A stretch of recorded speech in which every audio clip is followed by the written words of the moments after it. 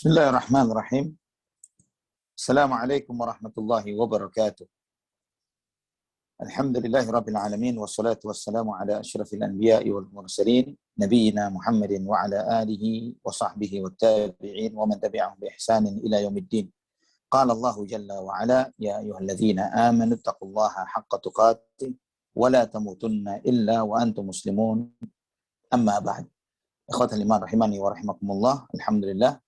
Segala puji bagi Allah Subhanahu wa taala Ar-Rahman Ar-Rahim, Zat yang Maha Pengasih, Zat yang Maha Penyayang, yang dengan limpahan rahmat dan kasih sayangnya Allah Subhanahu wa taala perkenankan kita untuk melanjutkan kajian kita dari kitab Al-Arba'in An-Nawawiyah yang ditulis oleh Imam An-Nawawi rahmatullahi alaihi rahmatan wasi'ah. Dan alhamdulillah kita masuk di hadis yang keempat, yang di dalam hadis ini kita akan melihat dan bagaimana Nabi kita Muhammad sallallahu alaihi wasallam menjelaskan tentang proses global dari penciptaan manusia. Ikhwatan iman rahimani wa rahimakumullah. Ini sebelum saya mulai, nanti jika ada delay misalnya atau gangguan sinyal, tolong Anda diinformasikan Akh Agung ya, supaya atau Akh Rama ya, supaya jangan sampai Anda lagi bicara padahal lagi stuck di antum gitu. Barakallahu fikum. Nah, wafaqakumullah. Kita baca hadis yang disampaikan oleh Nabi sallallahu alaihi wasallam. An Abi Abdurrahman Abdullah bin Mas'ud radhiyallahu anhu qala haddatsana Rasulullah sallallahu alaihi wasallam wa huwa as-sadiqul masduq inna ahadakum yujma'u khalquhu fi batni ummihi 40 yawman nutfatan thumma yakunu 'alaqatan mithla dhalik thumma yakunu mudghatan mithla dhalik thumma yursalu ilayhi al-malaku fayanfukhu fihi ar-ruha fayu'maru bi 4 kalimatin بكتب رزقه وأجله وعمله وشقي أو سعيد فوالله الذي لا إله غيره إن أحدكم لا يعمل بعمل أهل الجنة حتى ما يكون بينه وبينها إلا ذراع فيسبق عليه الكتاب فيعمل بعمل أهل النار فيدخلها وإن أحدكم لا يعمل بعمل أهل النار حتى ما يكون بينه وبينها إلا ذراع فيسبق عليه الكتاب فيعمل بعمل أهل الجنة فيدخلها رواه البخاري ومسلم. Ikhwatal iman rahimani wa rahimakumullah. Dari Abu Abdurrahman Abdullah bin Mas'ud radhiyallahu anhu, beliau menyampaikan bahwa telah menyampaikan kepada kami Rasulullah sallallahu alaihi wasallam, dan beliau adalah yang jujur dan dipercaya. Jujur dan dipercaya. Sesungguhnya masing-masing kalian disempurnakan penciptaannya di dalam perut ibunya 40 hari sebagai nutfah. Kemudian dengan 40 hari berikutnya menjadi alaqah, segumpal darah. Tsumma yakunu mudghatan mithla dzalik. Kemudian 40 hari setelahnya menjadi segumpal daging. Kemudian diutus kepada janin tersebut malaikat. Maka meniupkanlah malaikat itu ruh dan diperintahkan untuk mencatat 4 kalimat. 4 hal.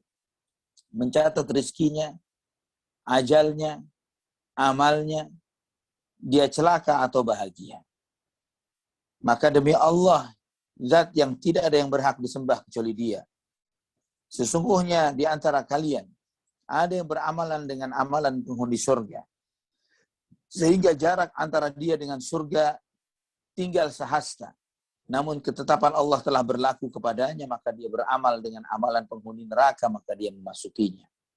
Dan salah seorang di antara kalian sungguh dia beramal dengan amalan penghuni neraka, sampai jarak antara dia dan neraka hanya tinggal sehasta, namun berlakulah ketetapan catatan untuknya, maka dia beramal dengan amalan penghuni surga, maka dia memasukinya. Ikhwatal iman rahimani wa rahimakumullah. Hadis ini di antara hadis yang sangat agung dan mulia, karena di dalam hadis ini menjelaskan kepada kita tentang kaifiyah, tata cara penciptaan manusia yang dimuliakan oleh Allah Subhanahu wa taala melebihi makhluk Allah yang lainnya.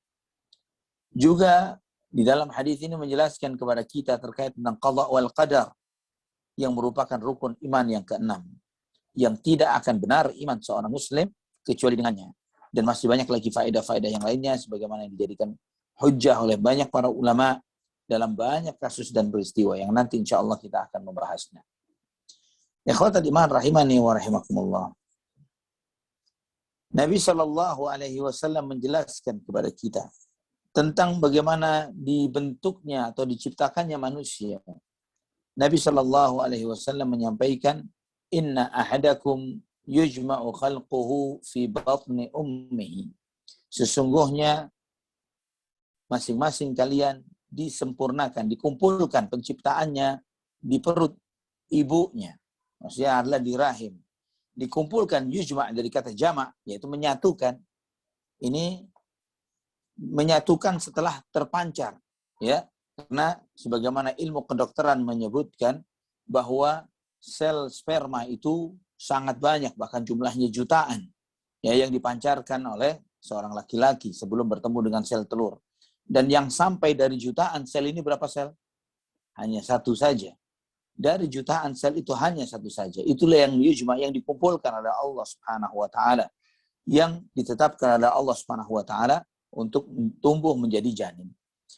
Nutfah ini fase awal, yaitu nutfah ini adalah fase awal yang dimana di dalam janin itu bertemunya sel sperma dengan sel telur. Dan nutfah ini, ikhwatal iman rahimani wa rahimakumullah, berlaku dalam 40 hari pertama sebagaimana yang disebutkan oleh Nabi SAW. Kemudian pada tahapan berikutnya yang dijalani oleh janin adalah alaqah, yang berarti segumpal darah. Ya, alaqah itu sebuah darah yang beku, yang menempel. Oleh karena itu disebut dengan alaqah, yang muallaq, yang tergantung, yang menempel kepada dinding rahim, yang kemudian dia terus berkembang. Ya, yang terus berkembang. Kemudian bertambah lagi, meningkat kepada fase berikutnya, yang fase ketiga 40 hari berikutnya, yaitu di usia 120 hari menjadi mudghah, yaitu segumpal daging. Ya, dan ini segumpal daging. Dan terus demikian berkembang. Sebagaimana sabda Nabi SAW. Nah, di usia 120 hari inilah Allah Subhanahu wa taala mengutus malaikat untuk meniupkan ruh. Untuk meniupkan ruh. Yang dengan itu mulai ada gerak-gerak kehidupan. Namun ikhwatal iman rahimani wa rahimakumullah, jika ditanya mulai kapan janin ini hidup, apakah sejak ditiupkan ruh atau sebelum ditiupkan ruh? Ya, ilmu pengetahuan mengatakan bahwa hidup itu ketika ada tumbuh atau bertumbuh, itu sudah menunjukkan, mengindikasikan kehidupan. Ya, tidak selalu terkait dengan ditiupkan atau tidak ditiupkannya ruh. Ya, sebagaimana kita mengetahui juga pohon itu makhluk hidup walaupun tidak ada ruhnya. Ya, secara spesifik. Wallahu a'lam bishawab. Juga ikhwatal iman rahimani wa rahimakumullah. Ini fase penciptaan manusia yang secara global disampaikan oleh Nabi SAW sampai ditiupkannya ruh. Kemudian Nabi SAW menyampaikan bahwa malaikat setelah meniupkan ruh diperintahkan untuk mencatat 4 hal. Rizkinya, ajalnya, amalnya, apakah dia celaka atau bahagia. Ini yang disampaikan oleh Nabi SAW ketika beliau menjelaskan tentang takdir yang menunjukkan kesempurnaan ilmunya Allah Subhanahu wa taala. Allah yang mengetahui apa yang akan terjadi dan bagaimana terjadinya hal tersebut. Dan ikhwatal iman rahimani wa rahimakumullah. Dan Allah Subhanahu wa taala yang mengetahui dengan ilmunya yang maha sempurna terkait makhluk ciptaannya, termasuk kita satu demi satunya. Allah Subhanahu wa taala yang mencatat. Di dalam catatan takdir, di Lauhul Mahfuz, terkait tentang segala sesuatu terkait hidup kita. Rizki kita, bagaimana kita mendapatkannya ketika hidup sampai kita meninggal dunia. Amal perbuatan yang kita lakukan baik atau buruknya, itulah yang menjadi penyebab apakah orang itu celaka atau bahagia. Dan ini juga tidak menafikan, ikhwatal iman, tidak menafikan amal perbuatan dari setiap manusia. Karena ilmu yang Allah ketahui, tidak Allah singkap dan tidak Allah buka untuk masing-masing kita. Ya, ketika Nabi SAW menyampaikan hal ini, beliau SAW mengingatkan ketika ada sahabat yang bertanya, "Idzan, ya Rasulullah, jika semuanya sudah dicatat, ngapain kita beramal?" Maka Nabi SAW menjawab, bal i'malu fakullun muyassarun lima khuliqalah. Beramalah kalian karena setiap orang akan dimudahkan sesuai kepada yang telah diciptakan kepadanya. Artinya sesuai dengan ketentuan yang telah ditentukan oleh Allah Subhanahu wa taala. Ikhwatal iman rahimani wa rahimakumullah. Juga di sini mengajarkan kepada kita bahwa manusia ini sebagaimana ketetapan dalam Al-Quran dan As-Sunnah, bahwa manusia memiliki kehendak dan tidak memiliki keterpaksaan di dalam menjalankan apapun yang ingin dia lakukan. Tidak ada keterpaksaan apapun terkait dengan apa yang dia kerjakan dan yang dia perbuat. Kemudian, di dalam hadis ini juga disampaikan kepada kita bahwa amalan itu dilihat pada penutupnya.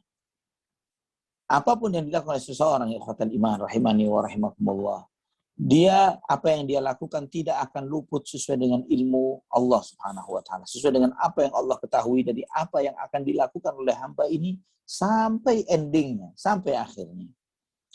Jika ada seseorang ditetapkan sebagai ahlul jannah, calon penghuni surga, maka dia pasti akan diberi kemudahan oleh Allah Subhanahu wa taala untuk beramal sesuai dengan amalan ahlul jannah.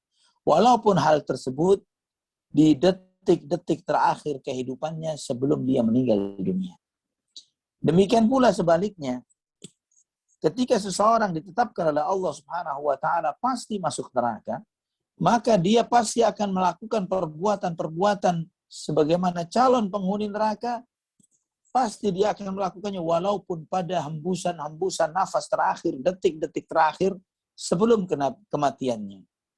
Maka oleh Nabi SAW sampai beliau SAW bersumpah, fawallahi alladhi la ilaha ghairuhu inna ahadakum la ya'malu bi'amali ahli jannah hatta ma yakuna bainahu wa bainaha illa dhira' fayasbiqu alaihi alkitab fayamalu bi'amali ahli an-nari fayadkhuluha wa inna ahadakum la ya'malu bi'amali ahli an-nar, dan seterusnya.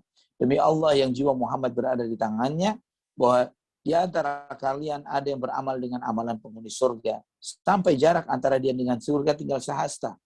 Namun ketetapan Allah berlaku kepadanya, maka dia beramal dengan amalan penghuni neraka, maka dia mati dalam keadaan seperti itu, maka dia tercatat sebagai penghuni neraka. Ikhwatal iman rahimani wa rahimakumullah. Hadis ini termasuk hadis yang banyak sekali para ulama mengambil istinbat hukum, ya kesimpulan-kesimpulan hukum yang luar biasa. Dan ini menunjukkan kepada kita bagaimana Allah Subhanahu wa taala menganugerahkan pemahaman dan ilmu yang mendalam yang bersumber dari Al-Qur'an dan sunnah Nabi sallallahu alaihi wasallam. Dan tidak salah jika Nabi sallallahu alaihi wasallam yang telah menyampaikan, "Nadharallahu 'abdan sami'a maqalati fahafidhaha wa wa'aha wa addaha." Farubba hamili fiqhin ghaira faqihin wa rubba hamili fiqhin ila man huwa afqahu minhu. Semoga Allah Subhanahu wa taala membuat berseri wajah seorang hamba yang mendengar sabdaku dan dia menghafalnya, menyimpannya dalam hatinya dan menyampaikannya. Karena bisa jadi seorang penyampai ilmu bukanlah orang berilmu, dan bisa jadi seorang penyampai ilmu menyampaikan kepada yang lebih mengerti darinya. Maksud dari hadis ini yaitu Nabi SAW menjelaskan keutamaan mereka-mereka yang menghafal Quran dan hadis Nabi SAW. Dan level manusia, orang-orang ahlul ilm itu ada dua. Ada yang mereka menghafalkan ilmu dan memahaminya, dan yang kedua adalah yang menghafalkan ilmu namun tidak memahaminya. Itu yang dimaksud oleh Nabi SAW. Jadi menghafalkan Quran, menghafalkan hadis Nabi SAW. Dia menghafal Quran, menghafal hadis dan seterusnya, dan dia paham terhadap maksudnya, dan dia bisa menjelaskan dan menguraikan. Ada yang hafal namun tidak memahaminya. Maka itu maksud Nabi SAW. Ada yang mengemban ilmu namun dia tidak memahaminya, ya, dan ada yang mengemban ilmu dan dia menyampaikannya kepada yang lebih paham darinya. Jadi para penghafal ini di antara tingkatan para ulama. Ya, di antara mereka ada penghafal Quran maupun hadis Nabi SAW, dan mereka menyampaikan sesuai dengan apa yang dihafalnya dari hadis-hadis Nabi SAW. Hanya sampai di sana saja, tidak menguraikan, tidak menjelaskan, kaidah-kaidah dan yang lain sebagainya. Dan itu bukanlah suatu aib, tetapi itu adalah sesuatu kemuliaan dan keutamaan. Sebagaimana para imam-imam ahlul hadis di dalam hal ini. Dan juga ada yang level yang lebih tinggi lagi, yaitu mereka memahami nas-nas hadis-hadis Nabi SAW, dan di saat yang bersamaan juga mereka menghafal dan juga mereka memahaminya. Ikhwatal iman rahimani wa rahimakumullah. Dari sini kita mengetahui bahwa pemahaman itu sangatlah penting di dalam memahami Quran dan Sunnah, dan demikian pula menghafalnya. Ikhwatal iman rahimani wa rahimakumullah, semakin tinggi pemahaman dan hafalan yang Allah berikan kepada seorang hamba, seorang muslim, seorang mukmin, maka semakin tinggilah derajatnya di sisi Allah Subhanahu wa taala ketika dia ikhlas dan mengamalkan ilmu yang dipelajarinya. Nabi SAW bersabda dalam hadis yang sahih muttafaqun alaih, man yuridillahu bihi khairan yufaqihu fid din. Jika Allah menginginkan kebaikan bagi seseorang, Allah akan membuatnya memahami ilmu agama. Dari hadis ini kita mengambil banyak pelajaran. Di antaranya adalah anjuran untuk memohon keistiqamahan kepada Allah Subhanahu wa taala. Anjuran untuk memohon keistiqamahan kepada Allah Subhanahu wa taala di dalam beragama. Meminta kepada Allah sebagaimana yang diajarkan Nabi kita Muhammad sallallahu alaihi wasallam. Jika Nabi sallallahu alaihi wasallam mengajarkan kepada kita, ya muqallibal qulub tsabbit qalbi ala dinik. Wahai zat yang Maha membolak-balikkan hati, tetapkan hatiku di atas agamamu. Subhanallah ikhwatal iman. Nabi sallallahu alaihi wasallam berdoa, ya muqallibal qulub tsabbit qalbi ala dinik. Bagaimana semestinya kita, terutama di zaman dengan penuh godaan dan fitnah, ya, yang sewaktu-waktu seseorang itu karena bisikan syahwat atau bisikan syaitan dalam hatinya, kemudian dia belok dari jalan Allah Subhanahu wa taala dan tanpa disadari, wal iyadzu billah, ternyata itu adalah akhir hayatnya. Na'udzubillah. Nah, inilah mengajarkan kepada kita agar selalu meminta kepada Allah, zat yang Maha membolak-balikkan hati, agar hati ini istiqamah di atas agama Allah sampai kita nanti kembali kepada Allah Subhanahu wa taala. Dan juga di dalam hadis ini mengajarkan kepada kita tentang pentingnya kita, perlunya kita berlindung kepada Allah dari su'ul khatimah. Ya. Perlunya kita berlindung kepada Allah dari mati yang baik. Sehingga sebagian ulama salaf terdahulu, sebagaimana dikutip oleh Al-Imam Al-Hafidh Ibn Rajab di dalam Jami'ul Ulumi wal Hikam, beliau menyampaikan ma abkal uyun, ma abkal kitabu as-sabiq. Tidak ada yang melebihi membuat mata ini bercucuran air mata, melebihi kekhawatiran terkait dengan apa yang telah dicatat, yang telah lalu, yang telah dicatat oleh Allah Subhanahu wa taala. Yang menunjukkan bahwa kekhawatiran para ulama salaf terdahulu, mereka tidak pernah mengetahui bagaimana apa yang dicatat oleh Allah untuk kita. Antum semuanya, ana pribadi, ya. Setiap kita tidak pernah tahu apakah Allah Subhanahu wa taala menetapkan kita ahlul jannah atau bukan. Kita tidak pernah mengetahuinya. Kita hanya memohon kepada Allah Rabbul Alamin agar afwan sebentar ya, sebentar aja.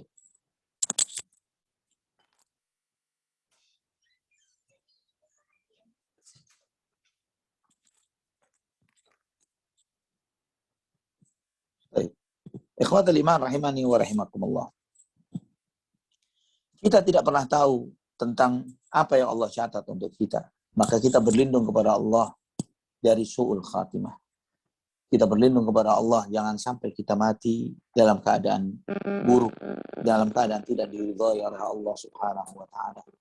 Dan jangan sampai juga ini mengajarkan kepada kita, jangan sampai kita tertipu oleh amal perbuatan kita. Sebagian kita mengira bahwa saat ini sudah soleh, ya, sudah baik. Tapi pada hakikatnya dia tidak pernah tahu bagaimana Allah Subhanahu wa taala mencatat untuknya. Sebagian kita mungkin tertipu dengan taubatnya, dengan hijrahnya, dengan baiknya, dengan solehnya, dengan ketakwaannya kepada Allah Subhanahu wa taala. Namun wal'iyadzu billah, ya ikhwatal iman rahimani wa rahimakumullah, ini perlu kita memahami bahwa jangan sampai kita ini tertipu dengan amal perbuatan kita. Dan harusnya kita hidup dengan di antara khauf dan raja, antara takut dan berharap kepada Allah Subhanahu wa taala. Ikhwatan iman rahimani wa rahimakumullah. Kemudian di sini juga kita mengambil pelajaran bahwa amal itu di antara sebab masuknya seseorang ke dalam surga atau neraka. Amal itu di antara sebab masuknya seseorang ke dalam surga atau neraka. Nah, kemudian bagaimana dengan pernyataan atau sabda Nabi SAW, la yadkhulu ahadukum al-jannata bi'amalihi. Ya, tidaklah salah seorang di antara kalian masuk surga dengan amalnya. Bagaimana dengan hadis itu yang Nabi SAW menyampaikan ketika sahabat bertanya, wala anta ya Rasulullah, bagaimana dengan dirimu ya Rasulullah? Nabi SAW pun menjawab, saya pun tidak masuk surga karena amalku, tapi karena rahmat Allah Subhanahu wa taala. Maksud dari hadis-hadis ini sebagaimana dijelaskan oleh para ulama adalah surga bukanlah kompensasi yang setimpal dengan amal perbuatan kita. Surga bukanlah harga yang sesuai dengan amal perbuatan seseorang. Jadi bukan berarti ketika seseorang ikhwatal iman rahimani wa rahimakumullah, dia beramal ini, beramal hebat dan lain sebagainya, kemudian dia mengira dengan amalnya itu sudah cukup sebagai harganya dia untuk masuk surga. Tidak demikian. Surga lebih mahal jauh daripada amal perbuatan apapun yang kita lakukan. Ya. Namun di antara sebabnya seseorang masuk surga adalah amal solehnya. Ya, sebabnya orang masuk neraka dosa-dosanya. Wallahu a'lam bishawab. Kemudian ikhwatal iman rahimani wa rahimakumullah. Ketika kita ditunjukkan oleh Rasulullah Sallallahu Alaihi Wasallam tentang bagaimana proses kita diciptakan oleh Allah Subhanahu Wa Taala dari tidak ada menjadi ada dengan proses-proses tahapan ini, ya, ini mengajarkan kepada kita untuk semakin cinta dan semakin takut kepada Allah Subhanahu Wa Taala, semakin cinta dan takut kepada Allah Subhanahu Wa Taala, sebagaimana yang Allah Subhanahu Wa Taala ingatkan di dalam surat Nuh, ya, Allah Subhanahu wa taala berfirman, "Ma lakum la tarjuna lillahi waqara wa qad khalaqakum atwara." Ya, Allah Subhanahu wa taala ingatkan kepada kita di dalam surat Nuh, "Ma lakum la tarjuna lillahi waqara wa qad khalaqakum atwara." Ini ana bukakan terjemahannya sebentar, afwan.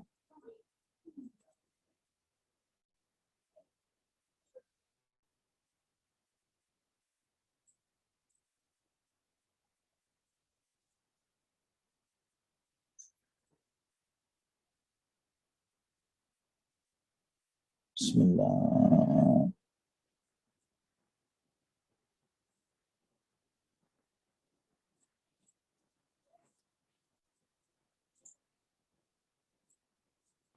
Nah, di ayat 13 dan 14 dari ayat. Mengapa kamu tidak percaya akan kebesaran Allah? Yang harusnya dari makna ma'alakum la tarjuna lillahi waqara, yaitu kenapa kalian tidak mengagungkan Allah Subhanahu wa taala dengan semestinya? Ya, kenapa kalian tidak mengagungkan Allah Subhanahu wa taala dengan semestinya? Wa qad khalaqakum atwara. Sedangkan Allah Subhanahu wa taala telah menciptakan kalian dalam fase-fase yang bertahap. Ya, telah menciptakan kalian dalam fase-fase yang bertahap. Ini yang Allah Subhanahu wa taala sebutkan bahwa ikhwatal iman rahimani wa rahimakumullah, kita dengan Allah Subhanahu wa taala menunjukkan kepada kita bagaimana kita diciptakan dengan tahapan-tahapan itu, menunjukkan bahwa yang menciptakan kita, yang menciptakan langit dan bumi, sangat kuasa terhadap hambanya, sangat kuasa terhadap kita. Itulah kenapa di ayat sebelumnya, ayat 13-nya, malakum la tarjuna lillahi waqara. Kenapa kalian tidak takut kepada Allah Subhanahu wa taala, tidak mengagungkannya, tidak memuliakan Allah Subhanahu wa taala. Kemudian setelah menyebutkan di ayat ke-14 di surat Nuh, waqad khalaqakum atwara. Allah Subhanahu wa taala telah menciptakan kalian dalam fase-fase dan tahapan. Di ayat berikutnya Allah mengingatkan, alam tarau kaifa khalaqallahu sab'a samawatin tibaqa wa ja'ala al-qamara fihinna nuran wa ja'ala asy-syamsa siraja. Apa kalian tidak perhatikan bagaimana Allah Subhanahu wa taala menciptakan 7 lapis langit, dan Allah Subhanahu wa taala menjadikan di antara 7 lapis langit itu ada bulan dan yang di dalamnya ada cahaya, dan Allah menjadikan matahari sebagai pelita. Wallahu ambatakum minal ardi nabata, dan Allah yang menumbuhkan dan untuk kalian dari tanah ini, dari bumi ini tanaman-tanaman, dan seterusnya. Allah Subhanahu wa taala menunjukkan kepada kita kemahakuasaannya, Ketika seorang hamba merenungi dan bertafakkur, memikirkan bagaimana proses diciptakannya, maka amat mustahil ikhwatal iman. Ketika dia bertafakkur dengan hati dan iman, mustahil baginya untuk kemudian mengingkari keberadaan Tuhan dan mustahil baginya tidak melahirkan keimanan dan ketakwaan. Bagaimana tidak? Bagaimana Allah Subhanahu wa taala mengatur rizki dari janin itu. Bagaimana janin itu diatur rizkinya oleh Allah Subhanahu wa taala. Bagaimana janin itu dilengkapi segala kebutuhannya untuk menghadapi kehidupan dunia di dalam rahim sang ibu. Dan terus demikian. Dan ini menunjukkan kemahakuasaan Allah Subhanahu wa taala. Kemudian ikhwatal iman rahimani wa rahimakumullah. Di antara faedah dari hadis ini bahwa celaka dan bahagia hanya diketahui oleh Allah Subhanahu wa taala. Celaka dan bahagia hanya diketahui oleh Allah Subhanahu wa taala. Ini tidak ada yang tahu kecuali Allah Subhanahu wa taala. Maka kita memohon kepada Allah segala kebaikan, baik yang akan datang, yang segera maupun yang akan datang. Dan kita berlindung kepada Allah dari segala keburukan, baik yang segera maupun yang akan datang. Ikhwatal iman rahimani wa rahimakumullah. Dan juga di dalam hadis ini mengajarkan kepada kita agar kita ini tentram, tenang dengan catatan rizki yang telah Allah tetapkan. Menerima dengan segala ketentuan rizki yang telah Allah Subhanahu wa taala tentukan. Karena sebelum kita tercipta utuh menjadi seorang bayi sekalipun, rizki itu telah diatur dan dicatat oleh Allah Subhanahu wa taala. Tidak akan bertambah, tidak akan berkurang.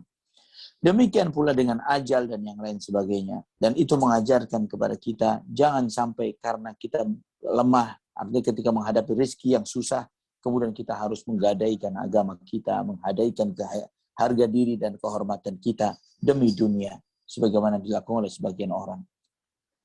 Kemudian yang berikutnya, ikhwatal iman, di antara faedah dari hadis ini adalah kehidupan itu di tangan Allah Subhanahu wa taala. Kehidupan itu di tangan Allah Subhanahu wa taala. Jadi seseorang tidak akan mati kecuali setelah sempurna ajalnya.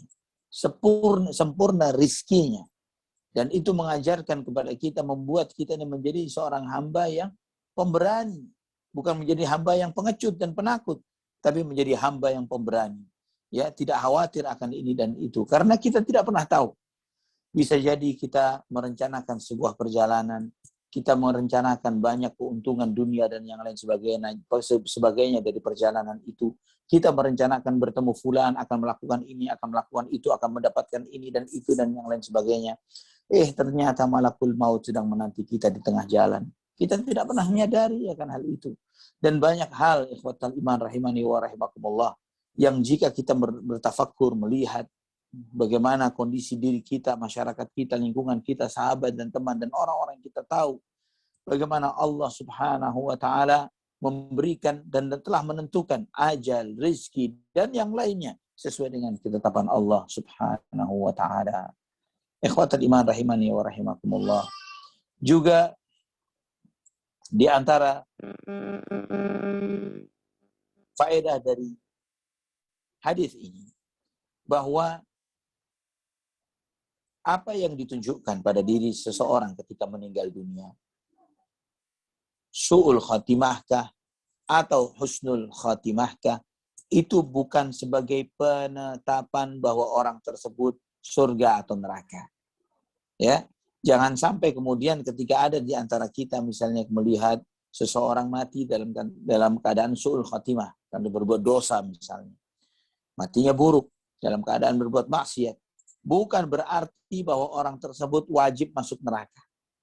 Ya, bukan berarti pasti dia di neraka. Bukan berarti seperti itu. Kenapa tidak pasti? Karena Allah memungkinkan untuk memberikan ampunan kepada hamba tersebut.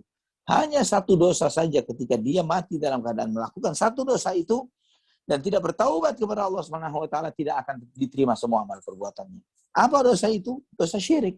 Innallaha la yaghfiru an yushraka bihi wa yaghfiru ma duna dzalika liman yasha.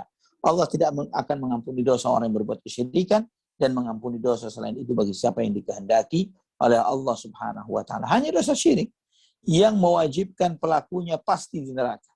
Di luar itu Walaupun dia mati dalam su'ul khatimah, tetap harus dimandikan, dikafani, disolati, dan seterusnya. Dan tetap diharapkan agar Allah Subhanahu wa taala mengampuni dosa-dosanya.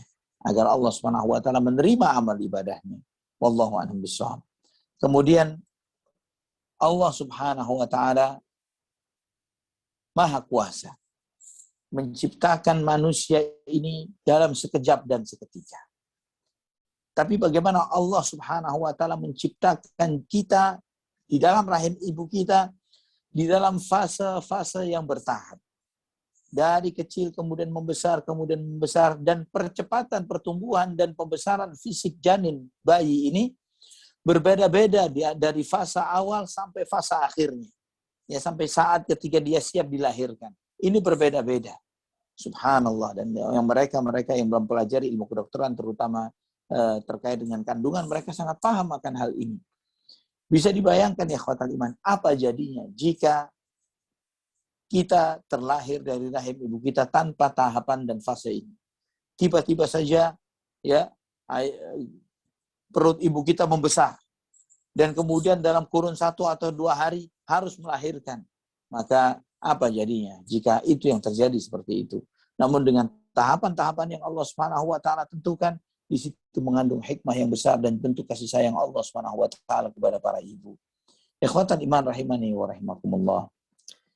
Kemudian di antara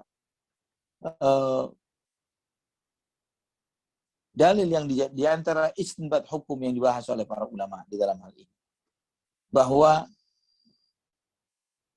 Allah Subhanahu wa taala yang menciptakan kita dari air yang hina, Maha kuasa untuk menciptakan kita kembali setelah kita mati dan hancur lebur dengan tanah. Karena menciptakan ulang dibandingkan dengan menciptakan pertama kali, lebih berat menciptakan pertama kali. Mengulangnya jauh lebih mudah bagi Allah Subhanahu wa taala.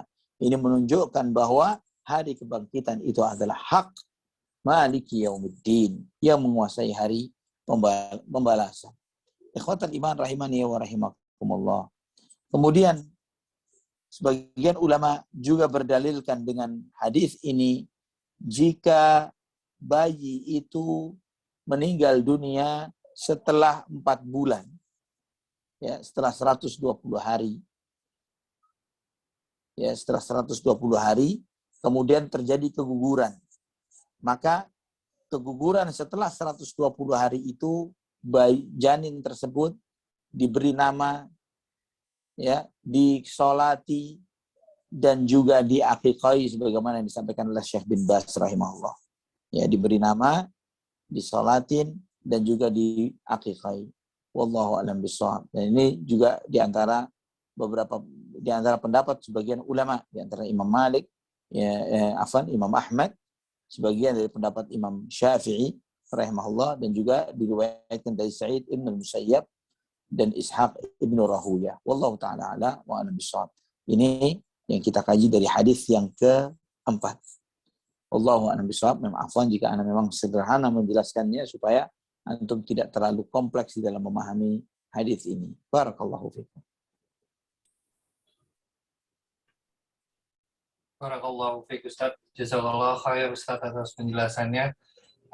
Mungkin saat ini kita langsung aja ke sesi tanya jawab Ustaz. Anda persilakan buat teman di Clubhouse atau teman-teman di Zoom. Bagi yang ingin bertanya, bisa mengirimkan pertanyaannya ke Akhirama atau ke Ana langsung. Ataupun yang ingin bertanya langsung, bisa langsung raise hand. Sehingga langsung akan Ana naikkan ke penanya untuk bisa bertanya langsung kepada guru kita. Ana persilakan.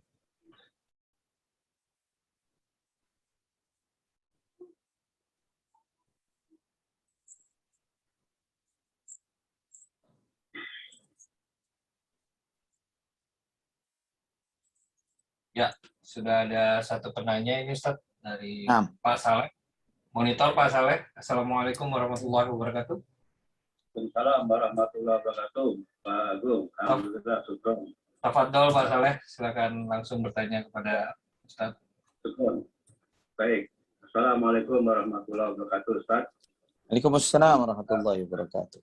Pengarang kita semua dan kaum muslimin diberikan Allah Subhanahu wa taala kebaikan dan keselamatan di dunia dan akhirat. Amin. Amin ya rabbal alamin. Ustaz, dua hadis yang ana soroti. Yang pertama, ketentuan Allah pada saat di rahim, di alam rahim ibu itu nasib orang itu sudah ditentukan mutlak oleh Allah, baik atau buruk.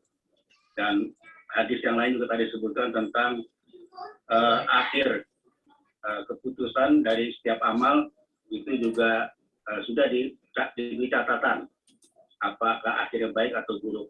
Dan semua itu menunjukkan hak mutlak ketetapan yang ditetapkan oleh Allah Subhanahu wa taala dengan kemuliaan dan kesuciannya, begitu Ustaz. Nah, pertanyaan ana adalah bagaimana caranya agar takdir buruk yang sudah ditentukan untuk kita tidak terjadi, bahkan bisa merubah menjadi sesuatu yang baik, begitu Ustaz. Syukran. Jazakumullah khairan. Barakallahu fiik, jazakallahu khairan. Yang pertama, ikhwatal iman rahimani wa rahimakumullah, kita tidak boleh berburuk sangka kepada Allah Subhanahu wa taala. Apalagi memprediksi keburukan untuk diri kita sendiri. Ya. Antum tidak pernah tahu takdir buruk apa yang Allah takdirkan untuk antum. Ya. Kemudian ketika kita tidak mengetahui sesuatu apa yang buruk yang akan terjadi pada diri kita, maka semestinya kita ini meminta kepada Allah hal-hal yang baik. Itulah yang diajarkan oleh Nabi SAW, meminta hal-hal yang baik dan berlindung dari hal-hal yang buruk. Ya, Allahumma Rabbana atina fid dunya hasanah wa fil akhirati hasanah wa qina azabannar, misalnya. Wahai Tuhan kami, anugerahkanlah kepada kami kebaikan di dunia, anugerahkanlah kepada kami kebaikan di akhirat, dan jauhkan kami dari api neraka. Juga kita dianjurkan untuk misalnya sebagaimana kita minta untuk diperbaiki segala urusan agama, karena itu yang menjaga urusan kita, diperbaiki urusan dunia karena di sana kita hidup, diperbaiki segala urusan akhirat karena ke sana kita akan kembali, misalnya. Juga kita meminta kepada Allah Subhanahu wa taala, ya hayyu ya qayyum rahmatika astaghitsu wa aslih li sya'ni kullahu wa la takilni ila nafsi tarfata ain. Ya Maha hidup dan Maha bersendiri-sendiri, dengan rahmat-Mu aku meminta perlindungan kepadamu, perbaikilah segala urusanku. Ya, aslih li sya'ni kullahu wa la takilni ila nafsi tarfata ain, dan janganlah engkau pernah bebankan itu sepenuhnya kepadaku sekejap mata pun. Hal-hal ini mengajarkan kepada kita untuk selalu bergantung kepada Allah Subhanahu wa taala, dan juga meminta hal-hal yang baik kepada Allah Subhanahu wa taala. Jadi tidak ada cara yang lain. Tidak ada cara. Satu-satunya cara untuk meminta sesuatu itu di tangan Allah, caranya apa? Berdoa. Ya. Satu-satunya cara untuk meminta sesuatu itu adanya di tangan Allah, dengan apa? Dengan doa. Tidak ada cara yang lain. Itulah di antara hikmah dan maksud dari hadis yang mengatakan bahwa doa itu menolak takdir. Wallahu a'lam bishawab.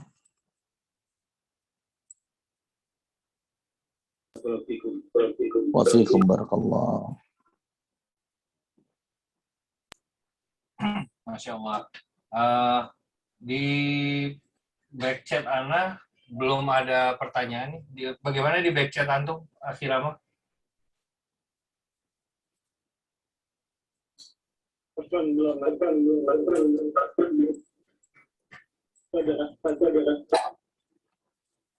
Agak putus-putus suara antum, Akrama.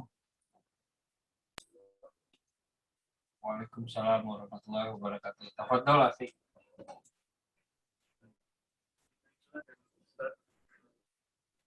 Pertanyaannya kita saja ada pertanyaan tadi itu ada takdir yang bisa dirubah dengan doa. Maksudnya itu siapa yang berkata apa siapa yang bisa dirubah dengan adanya doa tadi.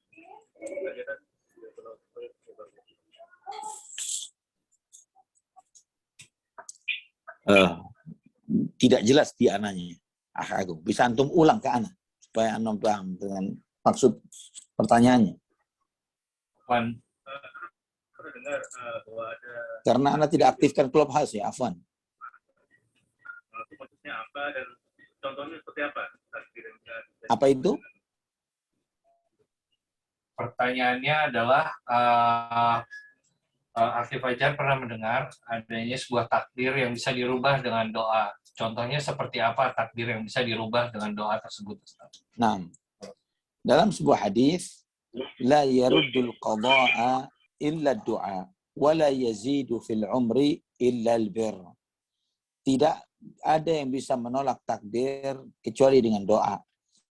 Tidak ada yang bisa menambah umur kecuali kebajikan.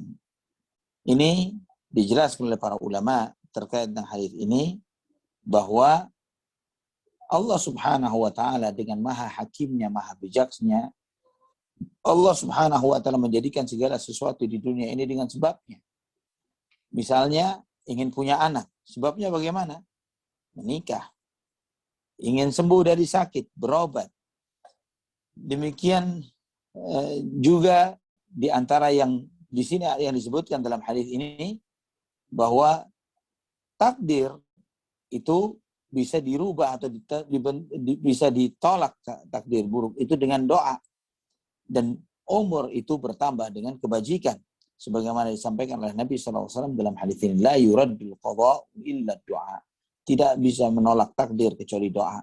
Jadi terkait dengan sesuatu yang ditakdirkan, dan ini karena apa ya ikhwatal iman, disebutkan oleh dalam hadis-hadis Nabi SAW yang lainnya bahwa setiap doa yang dipanjatkan oleh seorang hamba itu mencegah turunnya bala terhadap diri seseorang, ya, terhadap diri seseorang, dan juga bukan hanya menolak secara keseluruhan, ya, bisa juga dari tahapannya itu melemahkan takdir buruk itu atau meringankannya atau menghilangkannya secara keseluruhan. Ini di antara sebab takdir bisa, hal-hal yang bisa menolak takdir, dan ini menunjukkan kepada kita tentang keberkahan dari doa itu sendiri. Dan jika antum bertanya terkait tentang takdir yang mana yang Allah bisa rubah, yang perlu dipahami, ini insya Allah pernah dibahas pada kajian hadis yang pertama kalau tidak salah, ya, terkait tentang iman kepada qada wal qadar, bahwa ikhwatal iman rahimani wa rahimakumullah, takdir itu ditentukan oleh Allah Subhanahu wa taala, termasuk amal perbuatan seseorang, termasuk juga sebab-sebab yang menjadi penyebab sesuatu. Jadi misalnya, karena telah kita bahas bahwa catatan takdir itu ada yang induk yang utama yaitu Lauhul Mahfuz, ada catatan yang turun pada pencatatan janin sebagaimana dalam hadis ini, ada catatan yang diturunkan pada setiap tahun cepat malam Lailatul Qadar. Ini yang telah dijelaskan pada kesempatan beberapa kesempatan yang lalu. Nah, di dalam catatan-catatan ini, di Lauhul Mahfuz yang paling induk, segala perubahan itu ada di sana. Jadi, misalnya seseorang di catatan yang tahunan misalnya, dia ditakdirkan celaka, binasa misalnya. Namun nanti ya dia melakukan suatu amalan yang karena amalan tersebut maka diangkatlah ketetapan celaka bagi orang tersebut dan kemudian diperpanjang umurnya. Misalnya seperti itu. Ya, misalnya seperti ini. Nah, yang berubah itu di catatan tahunan yang dipegang oleh malaikat ini. Adapun yang di Lauhul Mahfuz, segala perubahan itu sudah ada di sana. Bahwa si fulan ditentukan seperti ini. Namun si fulan nanti akan melakukan suatu amalan ini yang dengan itu maka dia akan dibatalkanlah catatan yang ada yang dipegang oleh malaikat tahunan itu, dan kemudian dirubah menjadi takdir yang lebih baik. Jadi perubahan-perubahan ini, ikhwatan iman rahimani wa rahimakumullah, semuanya telah tercatat di Lauhul Mahfuz dan telah kering sempurna semuanya. Ini dijelaskan oleh para ulama secara detail dan panjang lebar, namun globalnya seperti apa yang telah Anda sampaikan. Wallahu a'lam bishawab.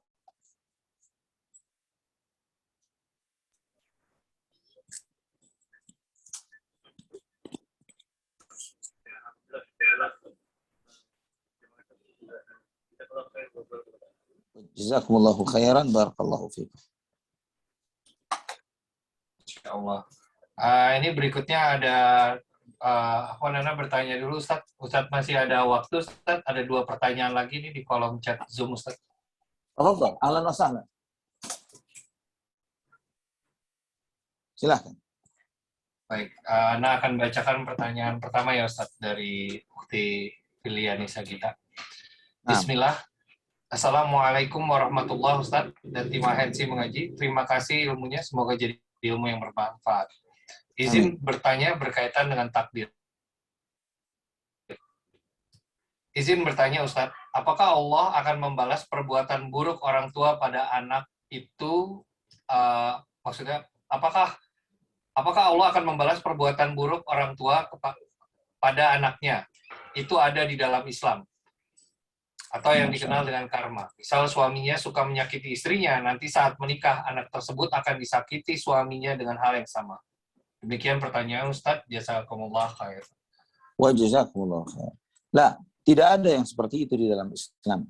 Alla taziru waziratun wizra ukhra. Tidak ada seseorang yang menanggung dosa orang lain. Maka yang diajarkan di dalam Islam, ketika seseorang mengalami sesuatu yang buruk, yang diperintahkan untuk orang itu untuk berintrospeksi adalah bukan untuk melihat kepada kesalahan orang lain sehingga menyebabkan dia mengalami keburukan tersebut, tapi yang diperintahkan kepadanya adalah untuk introspeksi terhadap dosa apa yang pernah dilakukannya. Ya, ma asabakum min musibatin fabima kasabat aydikum wa ya'fu an katsir. Apapun musibah yang menimpa dirimu adalah ulah tangan-tanganmu sendiri dan Allah masih banyak yang dimaafkan oleh Allah Subhanahu wa taala. Di sini menunjukkan bahwa ketika seseorang ditimpa suatu musibah bukan karena akibat kesalahan orang lain, tapi kesalahan dirinya sendiri. Dan masih banyak yang dimaafkan oleh Allah Subhanahu wa taala. Di dalam Islam tidak ada istilah karma yang ditimpakan kepada seseorang. Ketika seseorang berbuat zalim kepada orang lain, maka kemudian hukumannya akan dijatuhkan kepada kerabat atau keluarga orang itu. Tidak, dianya yang akan mengalami kerugian itu, bukan orang lain. Wallahu a'lam bishawab. Masya Allah. Ini berikutnya Ana akan bacakan satu pertanyaan terakhir Ustaz. Naam. Afwan bertanya Agak putus-putus suara antum, Agung.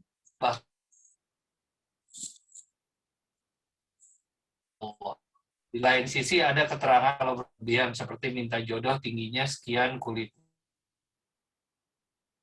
Bisa antum ulang pertanyaannya, Akh Agung? Suara antum terputus-putus. Barakallahu fikum.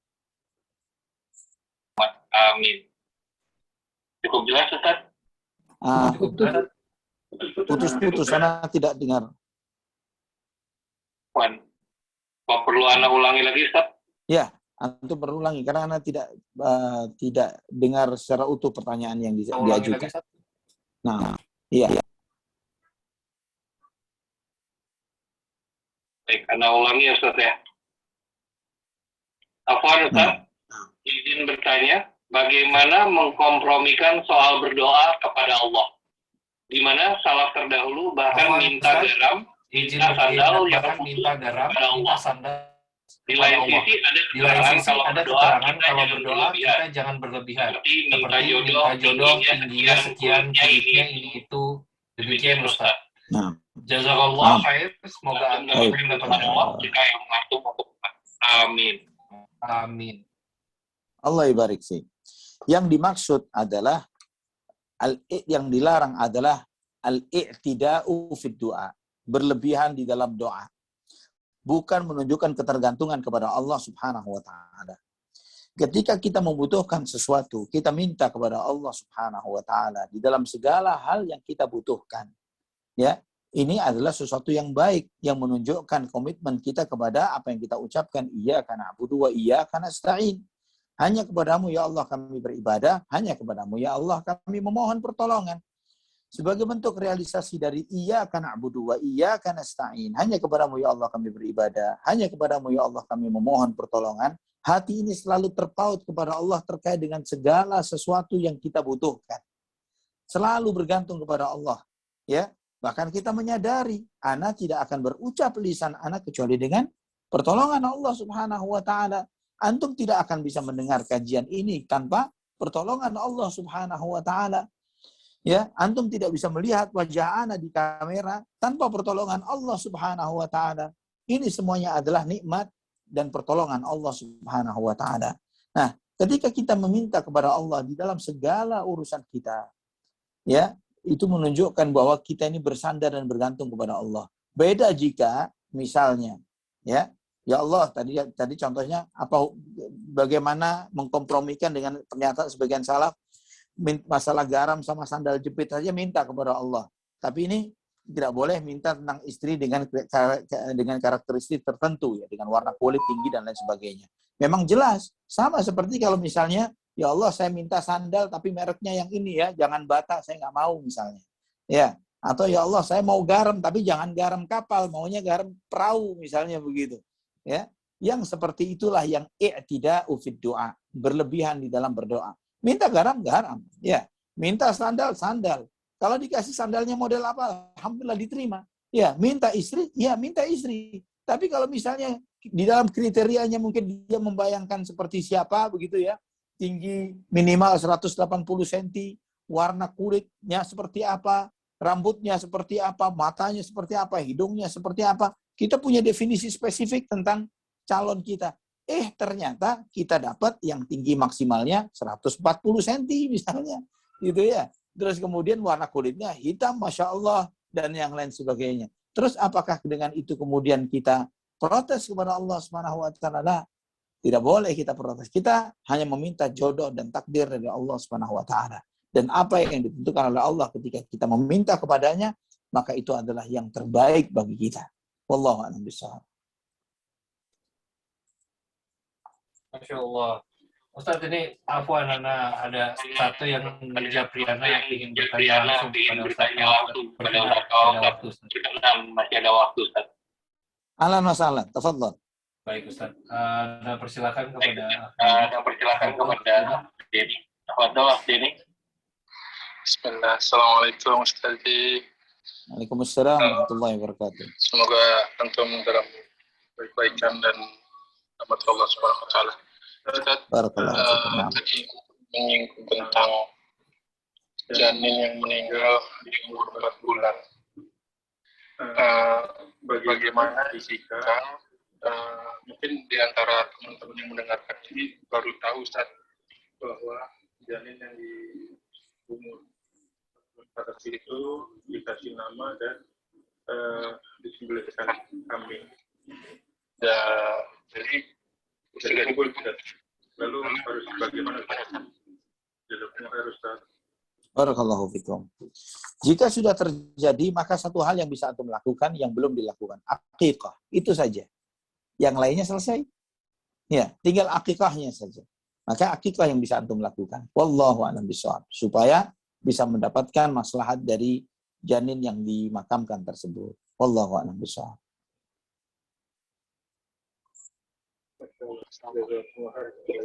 Jazakumullah khair wa barakallahu fikum. Baik, Ustaz. Mungkin untuk yang berikutnya, nah saat ini panitia memiliki hadiah yang ingin dibagikan kepada para peserta ngaji malam ini. Dan semoga baik lagi hadiah ini tidak menjadi pembuka pengetahuan kita semua. Jadi kalau boleh Ustaz, ada 2 pertanyaan yang bisa diberikan kepada forum Ustaz, dan nanti Ustaz juga akan menentukan benar atau tidak jawabannya. Mulai dengan Gitu. Pertanyaan berat atau pertanyaan ringan? Kenapa Ustaz? Maaf. Pertanyaan berat atau ringan? Ya, maaf. Yang berat atau yang ringan nih? Ya. Oke, anak pertanyaan pertama. Di dalam hadis Jibril, Islam itu, tingkatan keimanan itu dibagi menjadi 3 level. Apa saja?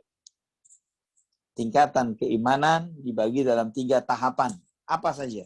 Dalam hadis Jibril, hadis yang kita kaji, hadis kedua ya.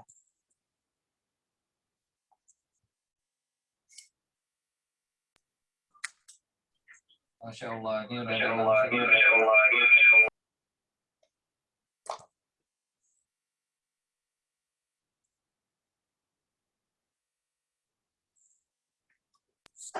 Ini Ana langsung ada satu yang sudah raise hand langsung nih, Pak Saleh. Silakan Pak Saleh, tafadhol Pak Saleh. Tingkatannya Ustaz, yang pertama Islam, iman, ihsan. Barakallahu fiik. Hadzal kalam sahih. Benar. Masya Allah. Islam, iman, ihsan. Ya, benar. Barakallahu fiik. Alhamdulillah.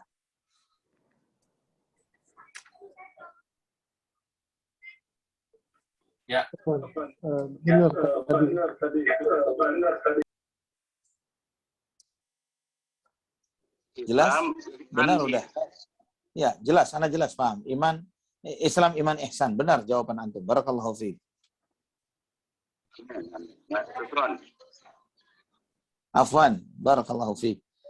Kemudian pertanyaan kedua. Pertanyaan kedua. Tadi kita dalam hadis yang kita bahas ini ada 4 hal yang dicatat oleh malaikat. Apa saja? Di hadis yang baru saja kita bahas, ya, Allah memerintahkan kepada malaikat untuk mencatat 4 hal. Apa saja 4 hal itu?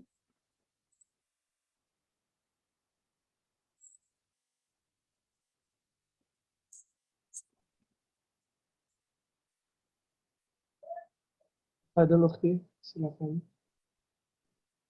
Takdir baik, takdir buruk, ajal, dan rezeki Ustadz. Baru 3.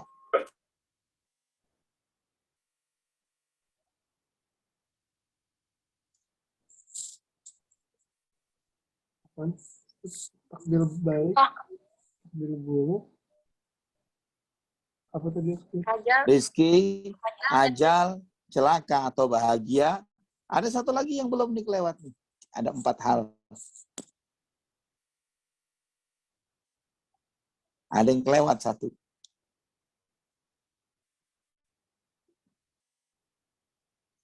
Gimana Lufti? Ingat? apa Ustadz? Masya Allah. Baik, Gimana ini pertanyaannya gimana ini? Diajuk. ke penjawab yang lain ya Ustadz. Baik, tafadhal. Baik,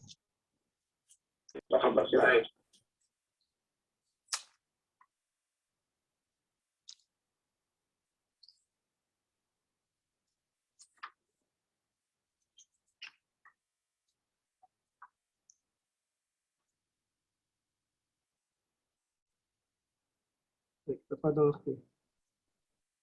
Bismillahirrahmanirrahim. Ana izin menjawab Ustadz. Takdir baik, Salah. ajal, amal, celaka atau bahagia. Yaitu celaka bahagia. Oke, terus apa lagi? Amal, ajal, Sempat terputus dan jawaban nanti, Afwan. halo? Halo Ustadz?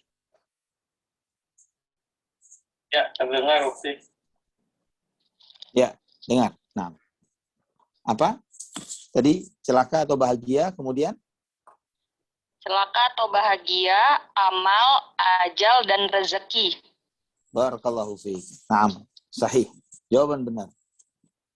Insya Allah. Ustadz, mungkin Insya satu Allah. lagi Ustadz. Afwan, untuk di Zoom nih Ustadz Jazakallah nih. khair, Ustadz. Barakallahu fiik. Jazakallahu khair. Ada satu pertanyaan lagi gitu.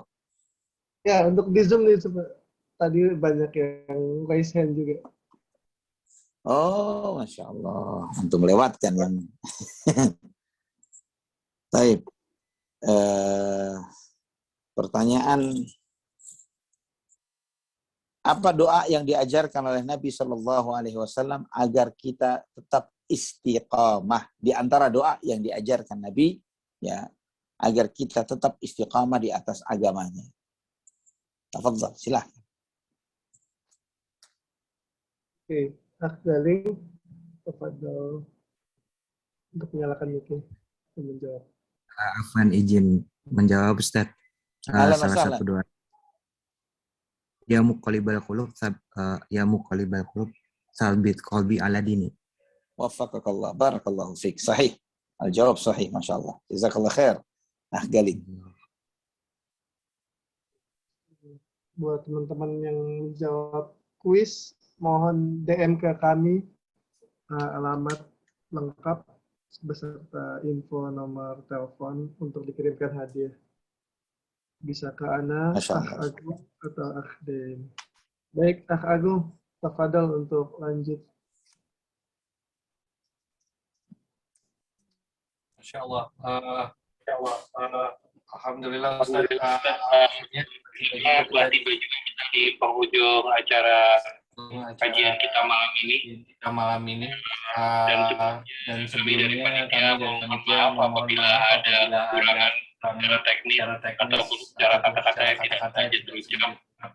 Dan sekiranya apa yang kita terima hari ini dalam menuntut ilmu tetap menjadikan kita istiqomah dan senantiasa selalu kita tetapkan dalam hati kita bahwasannya ini semua adalah niat kita untuk mengejar ridho dan rahmat Allah Subhanahu wa taala.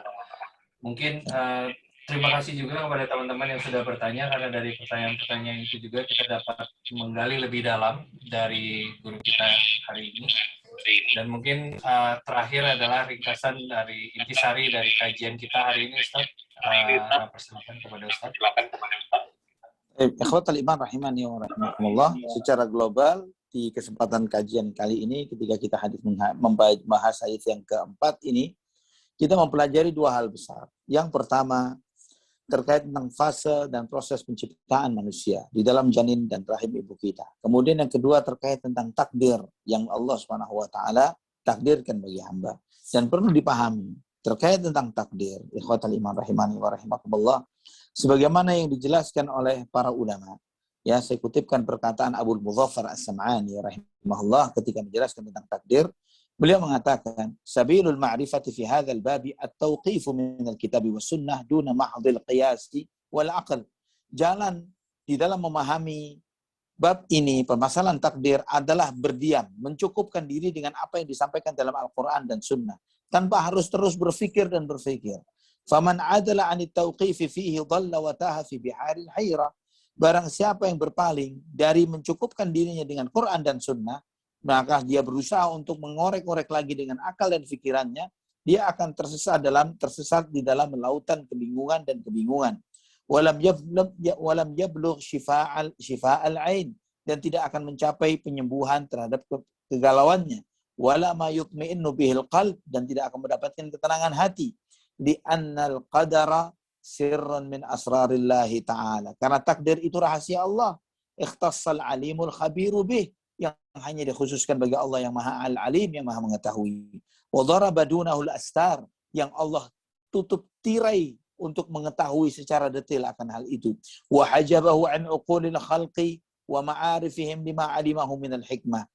Allah menutup ilmu tentang takdir ini dari banyak makhluknya karena ada hikmah tertentu yang Allah tentukan. Walam yu'limhu nabiyyun mursal wala malakan mukarrab. Dan Allah Subhanahu wa taala wala ya'lamuhu nabiyyun mursal wala malakun muqarrab, dan tidak diketahui oleh seorang nabi yang diutus dan tidak pula seorang malaikat yang dekat. Wallahu taala ala wa alam bisawab. Semoga pelajaran kita ini bermanfaat bagi kita semuanya.